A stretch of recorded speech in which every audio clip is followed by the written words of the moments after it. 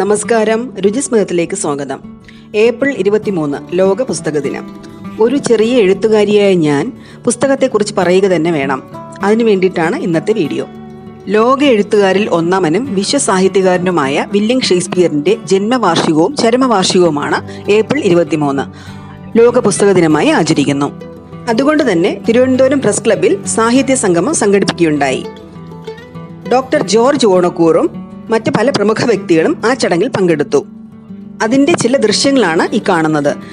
ഏറ്റവും പുറകിലായിട്ടാണ് എനിക്ക് സീറ്റ് കിട്ടിയത്. അതുകൊണ്ട് തന്നെ ഈ വീഡിയോയ്ക്ക് വലിയ ക്ലാരിറ്റി ഒന്നും ഉണ്ടാവില്ല. പക്ഷെ എന്നാലും എഴുത്തുകാർക്കും പുസ്തക പ്രേമികൾക്കും ഒരിക്കലും മറക്കാൻ പറ്റാത്ത ദിനമാണെന്ന്. അതുകൊണ്ട് തന്നെ വളരെയേറെ ചിന്തിച്ച ശേഷം ഇത്തരമൊരു വീഡിയോ ചെയ്യുന്നു. വീഡിയോയുടെ വ്യക്തത കുറവിന് ക്ഷമ ചോദിക്കുകയും ചെയ്യുന്നു.